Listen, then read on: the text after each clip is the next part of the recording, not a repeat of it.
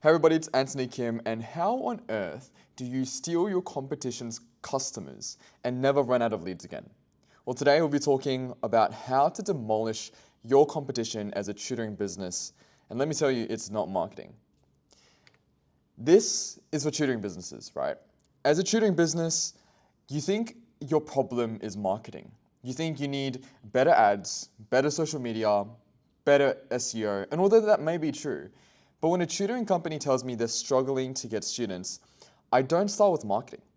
I start with the offer, because if the offer is weak, no marketing will save it. You can run the best ads in the world, you can have the nicest website, you can have amazing teachers, and you probably have a solid service. But if a parent lands on you, your website, your social presence, and can't immediately understand why your program is the best option for their child, they'll leave. They'll look for your competitors. They'll look for other options. No promotion can fix a weak offer, so that's where we must start. And it just exposes your strength or weaknesses faster. So we want to identify where our strengths and weaknesses lie and maximize the upside. So what is an offer in the first place? Well, an offer is the complete package that explains who you help, what result you deliver, how you deliver it, and why someone should choose you now instead of another option. It's a clear proposition that makes the decision easy for the customer. That's the lengthy explanation of what an offer is, but simply put, an offer is just how you present value to your target market. A real offer is made up of 10 distinct parts, and when I look at tutoring businesses that come through as clients, prospects, leads, or just as consultations, I break the offer down into these 10 components. If any of these are missing or unclear, the offer becomes that much weaker. But with all 10 components effectively implemented, ads become easier, selling becomes easier, strategy becomes clearer, the entire process becomes so much more effective and efficient. A good offer transforms your business. A strong offer does three things instantly. Firstly, it makes the right parents feel like you're calling out for them and your service is exactly what they need. It makes the results clear on what they will get and the expectations are set straight from the very beginning. And thirdly, it makes the decision easy to follow through with because you provide them all the information they might need to make a little bit of a decision. Now, most tutoring businesses don't actually have an offer. They think they do, but it's not a real offer. They just have tutoring, and it's just framed and packaged as such. They sound something like, we provide quality tutoring, or we help students improve their grades. That's not an offer. How many times have you heard that? How many times can you hear that? All of your competitors can be doing the exact same thing. That high schooler that just graduated could be saying the exact same thing. You need to differentiate and position yourself differently against your competitors. You're just describing your service just like everybody else does if you sound like this. Now, a weaker offer. Let's just get straight into an example. As an elevator pitch. At XYZ Tutoring, we provide quality English tutoring. Our experienced tutors run weekly group sessions to help students improve their writing and understanding of English. Lessons are held once a week, and students will work through school topics and assignments to help them perform better in class. How generic is that? You could hear that from across the world. Everybody could have said this exact same thing given they also provide an English tutoring service. That is a weak offer. There's not enough details and there's not enough drive to make somebody want to book in or go with your service. Let me show you what a strong offer looks like, and then we'll break down all of the components that make it strong. A strong offer. It makes it strong not because it's just longer, but because of the details. So, at XYZ Tutoring, our 12-week English Excellent program helps Year 9 to 12 students struggling with writing improve their confidence in grades. If your child doesn't improve by at least one letter grade over the term, we'll continue working with them at no extra cost until they do. The program is $950 per term and includes weekly small group coaching, personalized learning plans, structured writing practice, and 24/7 support. It's trusted by 500 plus Australian families, and each cohort is limited to 12 students to ensure personalized attention. And the best part is, students who join this term will be invited to a live exam preparation workshop valued at $199 rather. Now you can already hear the strength of it. Not only is it more specific, but it's got every single one of the 10 components I'm going to be talking about today. So let's just jump in. Where does my offer go? Your strong offer should be consistent across every place a parent encounters your business. Your landing pages, your ads, your CTAs, your social media profiles, your consultations, your bios, your conversations. It's the core message that drives all of your marketing, your service, and your sales. When a parent first hears about your tutoring business through whatever means, the most important question in their mind is, what do you do? Is it the right fit for my child? And will it work? It's those three questions. And a clear offer answers that question immediately. Every touch point should communicate the same offer clearly and consistently. So you can see in the image below, this is an example of a headline on a landing page using offer language, a strong offer language. Okay, so I want to talk about the 10 golden components that make up the killer offer in tutoring that helps you demolish and stand out from your competition. Okay, so it's made up of the outcome, duration, methodology, filtering, pricing, risk reversals, bonuses, scarcity and urgency, proof, and framing. So I'll be running it down step by step. So let's jump into the first one being the outcome. The outcome. What result do you promise you can deliver? The more specific the outcome, the better. So for example, will help improve your maths confidence and results. It's an outcome, but it's a bit broad. A little bit more specific is, we'll get you a 35 plus ATAR student score, study score in maths. It's specific, you can visualize it on a report card, on a mark, and it's desirable. So you start by looking at your existing students and identify the transformations that you can reliably deliver if they follow your process to the T. And you want to make sure the outcome, you can reliably deliver it, so at least 95% plus deliverability. Some of the examples of outcomes.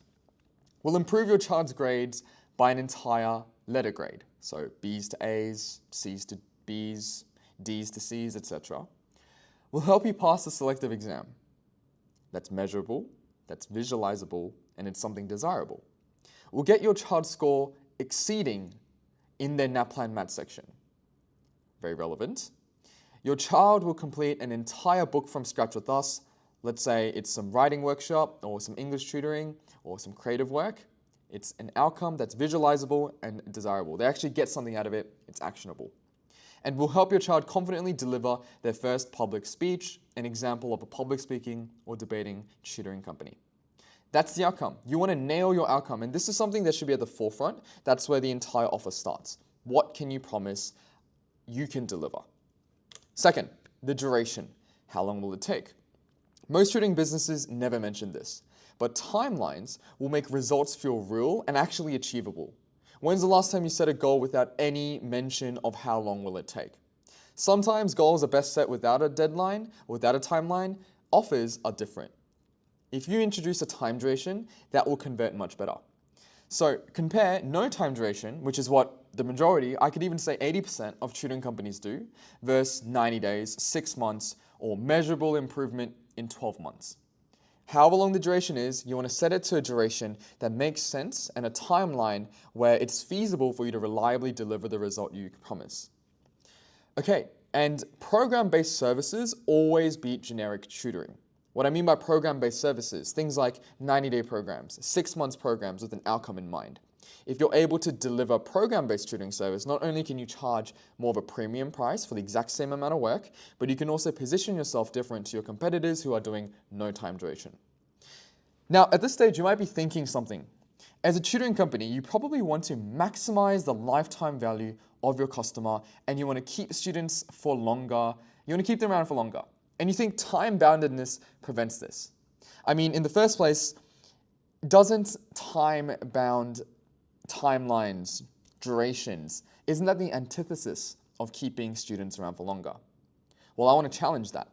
By setting a timeline and delivering on the result you promised, not only does that mean that parents can actually realize an outcome and an objective when they engage with your offer, your marketing, your messaging, which makes them want to actually desire your service more compared to your competitors who may be also providing the same outcome, but for no time duration.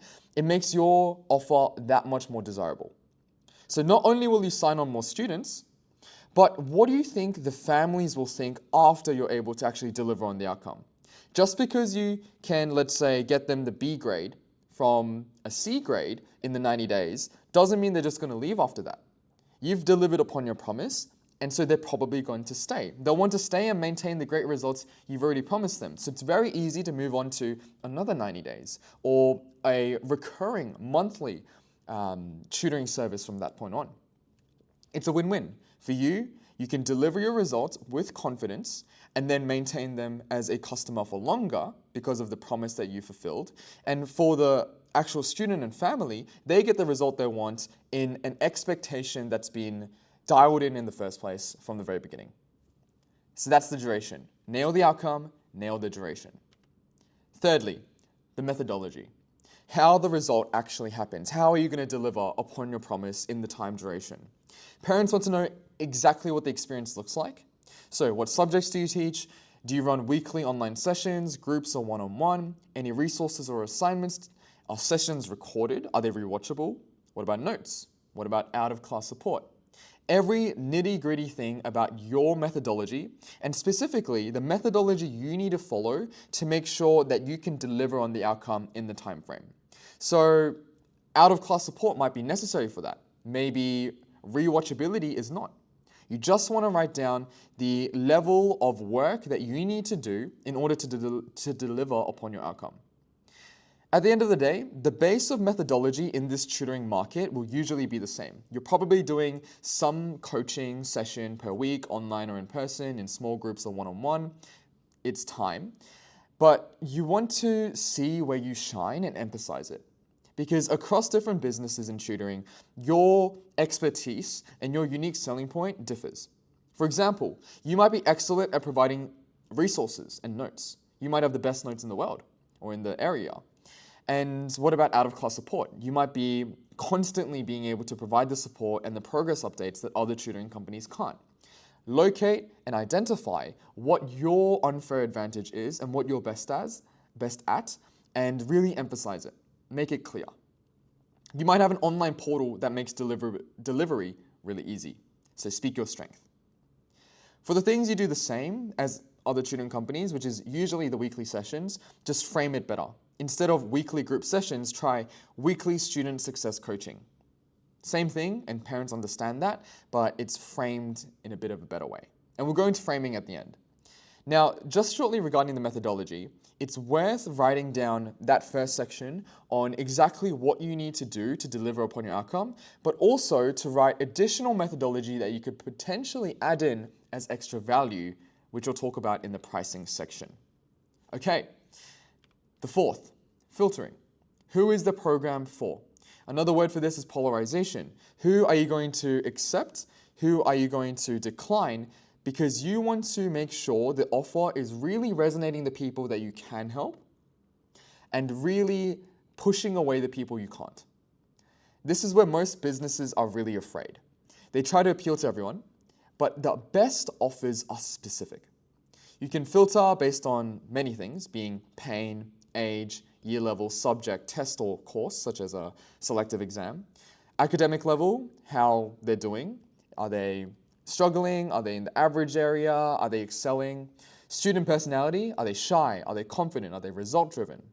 Parent psychology, are they result focused? Are they very on hand with the child's education? Price point, so are you a premium service, a more affordable service? And geography. Of course, geography is a big one. You're probably, or a lot of tutoring companies out there are brick and mortar. So they have a store, or rather I should say a location to tutor. And so geography of course matters alongside the curriculum. So across states, even across towns, the curriculum differs. So geography is a good call out. You want to make families feel like your service is specifically for them and that all the copy, the messaging is directly for them. Make them resonate with you, okay? So make them understand that you understand their pain, their situation, and what solution is best for them. That gives you so much authority and so much trust. So I've got some examples of filtering here, 5 to be exact, for parents of Year 11 students that hate writing. What are we calling out here? We're calling out the year level. we're calling out the students' I don't know if that's a right way to say it, the students' academic level or their approach to this particular subject, writing. Second one, designed for years 7 to 9 students currently struggling in mathematics. As you can see, it's also year level as well as the student personality or academic level here and the subject. For parents in year 7 preparing for the selective exam, you get the gist. Parents of shy 13 to 15-year-olds, does your child struggle with public speaking? Okay, so this is targeting a few things here. You're targeting parents and you're filtering based on the student's personality, they're shy, their age, and their current struggles and pain. That's another one, pain. And last one, premium expert-led tutoring for North Shore families serious about results. That's parent psychology, that's the price point, and that's geography.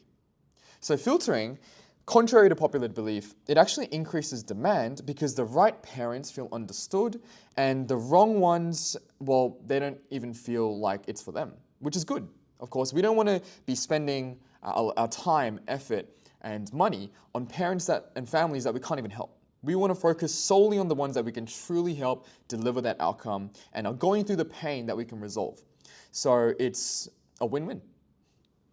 Fifth, pricing. How much does it cost?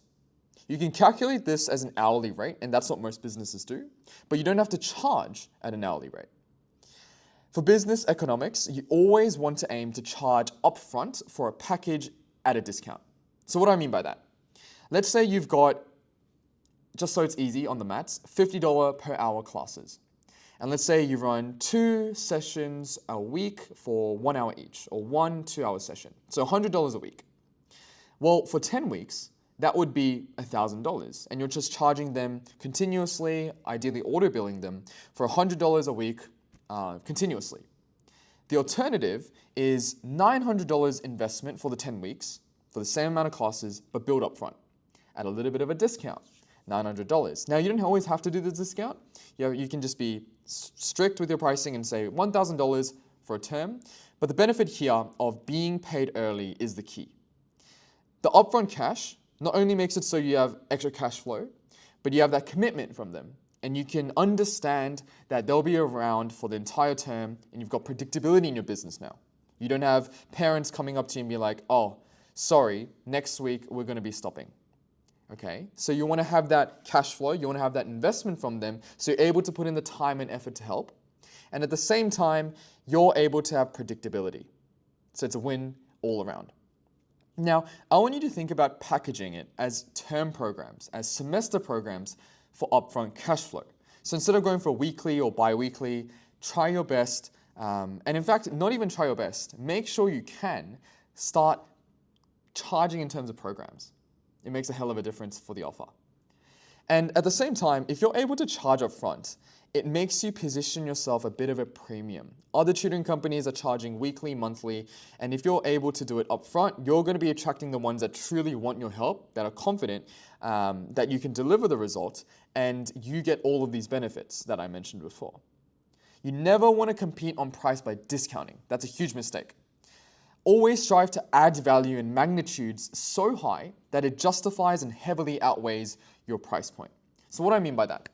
Well, in commoditized businesses across industries, what we find is that you're going to have a business that's priced at a certain point, and to compete with the exact same service, another business might just cut prices by 5-10%. Well, that becomes an endless war down to zero. You can't go below zero. And the more you go cheaper and cheaper, discount compared to your competitors, that's just less revenue and profit for you. You're not going to be able to operate your business for that way much longer, and you go out of business. The alternative is pricing confidently at a high point, and then just increasing the amount of value so high that no matter where you're priced, well, let's say you're priced at $1,000 for 10 weeks, like our example above, you want to make it so that your value is a 3-4 times multiply on this. By magnitude even, 10 times, 100 times. Discounting has a lower bound of 0, can't go below that, whereas value rising has an upper bound of infinity. Well, it has no upper bound technically.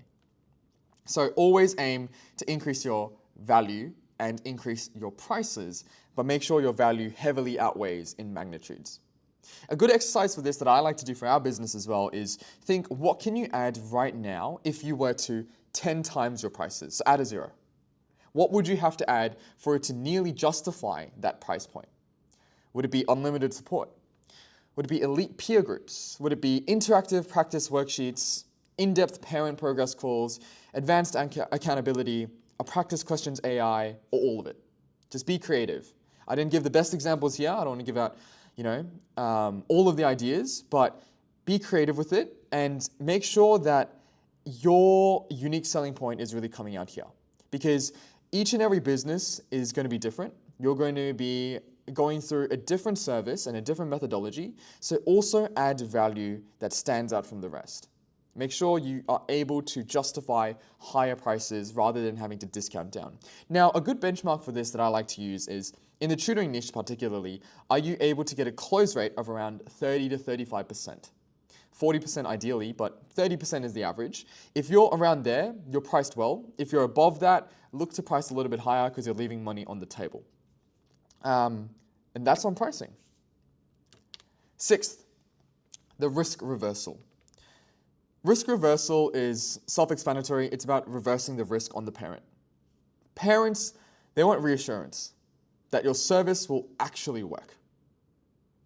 Remove fear from the decision that they have to make as best as possible. Now, in an ideal world, there would be zero risk. You're able to fully guarantee everything, and it would be a no-brainer to sign on, assuming the other 5 steps are good: the pricing, the methodology, the outcome, duration, etc. But we can't do that. We can only get as close and close and close to as removing risk to the 0%.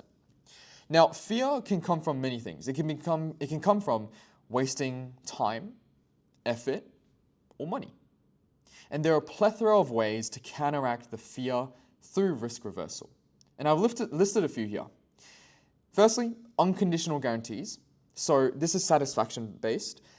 They love it or their money back. And you can set it as a bit of a term with a time duration. So 14 days satisfaction guarantee, a 1 week satisfaction guarantee, a 2 lesson satisfaction guarantee, whatever it might be. A conditional guarantee, usually what I recommend, which is outcome based. Improve in 1 term or we work for free. And you can do guarantees based on time, effort, or money, or a combination of all of them. So in the first unconditional guarantee, we did a money back, and that's money, risk reversing. The second one is conditional guarantees, which is time. You're providing a little bit more time and effort, but it's not like they get their money back necessarily. There's also tutor fit guarantees. So for some tutoring businesses, you're going to have a lot of tutors and you don't necessarily know what might be the best fit. Upon your conversation with the prospect, you might assign a tutor. They might not be best, so you might be able to provide the guarantee that you can switch tutors at any time. And a really good one for offers are trial sessions. So a free 1-session trial or a free 1-week program trial are great risk reversals where they can see if they like it, and if your service is good, they probably will. So it's a great way to reverse risk. Now I want to touch upon this one. Many tutors fear guarantees and feel it can't work in this industry. Not true. I've seen it work countless times.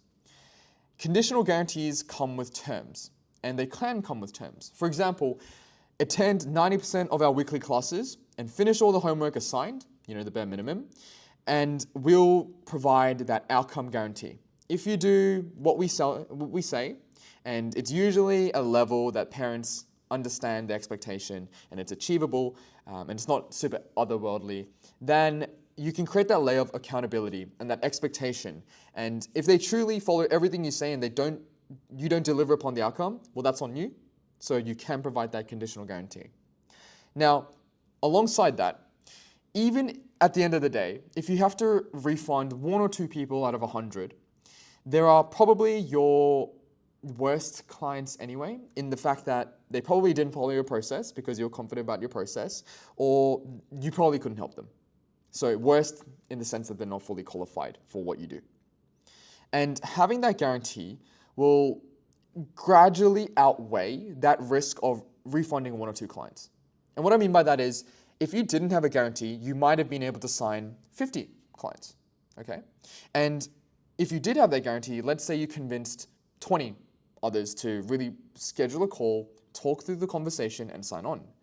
Well, you just see that 1 or 2 that refunded, but you signed on 18 extra clients that stayed with you because you were able to put in that risk reversal. It's a huge way to sign on families that are more on the fence and that are more risk averse. So risk reversal is huge and greatly underutilized in this industry. Many people think that like risk reversals guarantees can't be used because it's tutoring and it's a two-way street, but you can create accountability. It's been worked on industries even outside of tutoring very effectively and within tutoring. I've seen it work tons of times. Try to implement a risk reversal. Seventh, bonuses. Bonuses are extra value around the core program. It doesn't have to be anything new that you add to the service necessarily. Let's say you already plan to do it, but instead something you already do that is framed as a bonus. So it's about the framing. And a tip is to tie a value to it like below. So for example, mock exams for free if you sign on, which is worth $199. Exam prep sessions for free when you refer a friend, so a bit more referral based, usually $249. You get X resources for free if you join this month, so a bit more urgency backed. Bonus revision sessions this term, and free study skills workshop when joining. These bonuses increase the perceived value of your existing offer and your existing methodology, and it can increase urgency to act. Bonuses are great, and the key here is to make it sure that it doesn't add too much complexity and too much work in the back end to deliver upon the bonus. The bonus ideally should be something that you already just work on once to prepare it, like a worksheet, like a resource, and you're able to provide it alongside your existing offer as something that provides that increased perceived value. So bonuses are great, and be creative with this one as well. There's tons of ways that you can do a little bit of work and get outsized returns through bonuses. Cool. Scarcity and urgency. Scarcity and urgency is absolutely huge. It boils down to why should someone act now instead of later? Even if parents are interested, I want you to understand that most people delay decisions unless there really is a clear decision or a clear reason to move forward now. And in tutoring, scarcity should almost always come from real capacity limits, and I don't want you to create artificial deadlines or artificial limitations to your capacity. So for example, you should actually have limited student spots in each group, I'm assuming, or small class sizes to maintain quality, and you want to enforce that only if it's legitimate.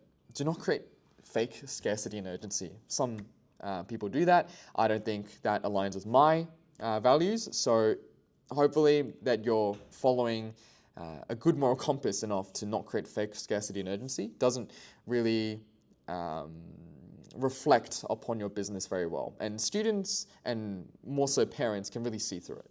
Especially if you're on the same landing page, you're keeping the same scarcity number there the whole time without updating it. Fake scarcity is not good. And urgency is the same, and it can come from timing. So for example, term starting soon, exams approaching, program intake ends March 31st. Usually, urgency is a lot more legitimate and a lot more reliable because they know term starting soon, they know exams are approaching, and you've actually got a date there. When scarcity and urgency are genuine, they help parents make a decision that they probably were already considering but maybe going to put aside or hold off. And there's tons of ways to create scarcity and urgency. It could be about the bonuses, it could be about the duration, it could be about your limitations on delivering a high quality service to a limited pool of students, whatever it might be. Creating scarcity and especially urgency is a great way to initiate and incentivize movement and action. But once again, it's important not to manufacture fake urgency and scarcity. Parents can see through that very quickly and it damages trust. So the goal isn't pressure here. The goal is simply to make it clear that there are limited opportunities to join and let them convince themselves that there is scarcity and urgency in play and they're able to sign on when they can. Ninth, the proof. Why someone should believe in you. How can they be confident that you're able to deliver? Now I've got some really interesting points to discuss here. Firstly, proof beats promise 100% of the time. And to kind of talk through this in an example, you could stand in front of a crowd of your target market and just promise things without proof, and they won't fully trust you. On the other side, on the flip side, let's say you didn't promise anything and you're literally silent, just scrolling through positive testimonial after testimonial for 30 minutes straight. I guarantee someone will sign up and they will trust you. They will be curious, they'll have the confidence, and they'll believe your authority. Now, that is not to say that you should do one or the other. You should have proof and you should also have promises. Use a combination of proofs. So for example, you could use parent-student interviews, classroom footage of you actually delivering the service, written testimonials and reviews, very huge online, Trustpilot, Google reviews, etc. Parent reactions to results is a nice one I like to use for some of our clients. Essentially, you're actually getting the parent to record a quick 30-second, 1-minute video of them reacting to the improvements of the scores of this child. And very quickly, written testimonials are good. Video testimonials are great. Observable testimonials can't be beat. So what do I mean by this? Written testimonials are in the form of they're written either as an online review, as a case study, whatever it might be. Video testimonials are great because they actually show legitimacy of the person, talking about their experience firsthand, and observable testimonials. These are the situations where you actually get your target audience to actually observe the transformation. So for example, for public speaking, let's say you have services for public speaking tutoring. Can you get your parents to actually come in and observe children speaking more confidently at a live workshop or an online webinar? Something that is directly observable and that they notice deeply, it's more shown rather than tell. Those are the strongest types of testimonials, and they don't even know they're being convinced, which is the great part. Now, it becomes a little bit more difficult for academics because the results are a little bit more behind the scenes, like assessments, like worksheets. For things like music, for public speaking, for these adjacent businesses outside of academic tutoring, those type of observable testimonials are great. And observable testimonials can also come in the form of coming in person to your brick and mortar location and your tutoring and observing you conducting a class. That's a great testimonial that's observable as well. And a very important note here at the bottom. Proof works better when likeliness exists. And likeliness is in the form of how can I relate to the testimonial, to the person that experienced the transformation. Parents trust it more if the reviewer, the person with the testimonial, looks like, acts like, shares the same values, the psychology, the thinking pattern, the buying pattern as them. Okay? So a little test that works across industries, and there's proof backing this, is that if you have a particular profile of an avatar, let's say it's a middle-aged woman that's Asian, for example, they will probably follow along with the testimonial and believe it more and be more convinced by it if it was also of a similar avatar. Now, that doesn't mean that a younger 20-year-old white male couldn't also convince them. It's just that naturally as humans, we tend to relate more and believe stuff more if it's a shared avatar. So that's just something to keep in mind. So considering this, let's say you were a 20-year-old tutoring business owner. Sometimes it might be better to have a range of social proof that covers younger audiences as well as older reviewers so that it matches the avatar that you have. Last but not least, the framing.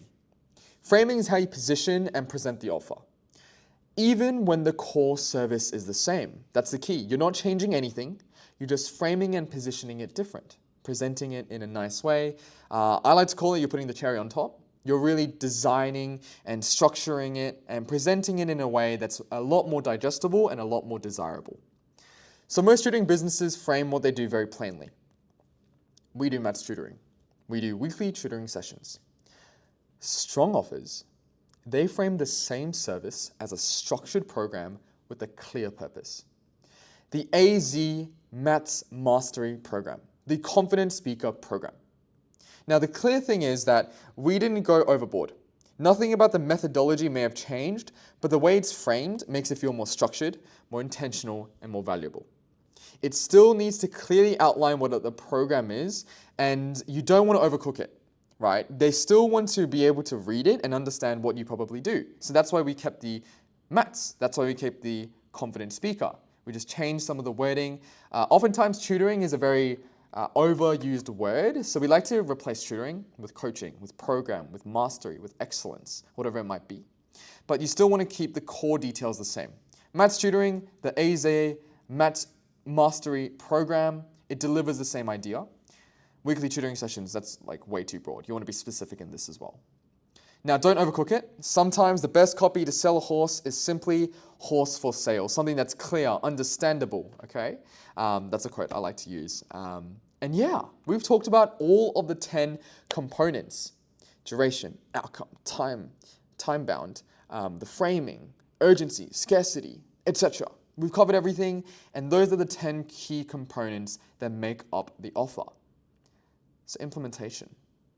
Now, the first thing I want to do is go back to our strong offer we covered at the very start. We had this core offer, and I just want to illustrate where each of the 10 components are used. I'm not going to read it again, but outcome. We talked about the outcome in 2 locations here: improving their confidence in grades in the introduction of the elevator pitch, and also in the guarantee. So it was a conditional guarantee, and we mentioned that they'll improve by at least 1 letter grade. So that was the outcome. Duration, 12 weeks or 1 term. Methodology, weekly small group coaching, personalized learning plans, structured writing practice, and 24/7 support. I wanted to quickly talk about this in the methodology. Let's say you're pitching someone on a sales call. You don't want to go in depth on the methodology. Keep it broad. Usually keep it to like 3 short one-liners about what you do. And talking about your methodology should take no longer than like 30, 60 seconds, unless you're going a really in-depth overview, which rarely you should do. That should be kept to the onboarding after you sign someone on, but I digress. Filtering, so who are we polarizing, who are we making sure that we really resonate with, and the people that we can't help, how are we pushing them away? Well, that's by targeting. So year 9 to 12 students struggling with writing is our filtering. Pricing, $950 per term. Risk reversals, we'll continue working with them at no extra cost until they improve by at least 1 grade over the term. Bonuses, so bonus being the very last line. The best part is students who join this term will be invited to our live exam preparation workshop valued at $199.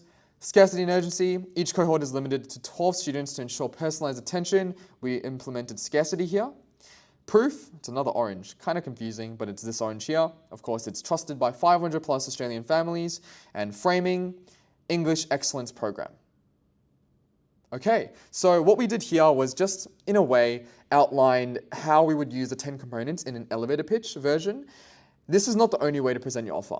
Remember, your offer is used quite literally everywhere when interacting with your business as your target market. It's in your emails, it's in your biographies, it's in your social media profiles and bios, it's in your sales calls, right? It's in the actual conversations you're having with these people, it's in your website, it's in your landing page, it's in your ads. It's literally everywhere, and you can present it in different ways.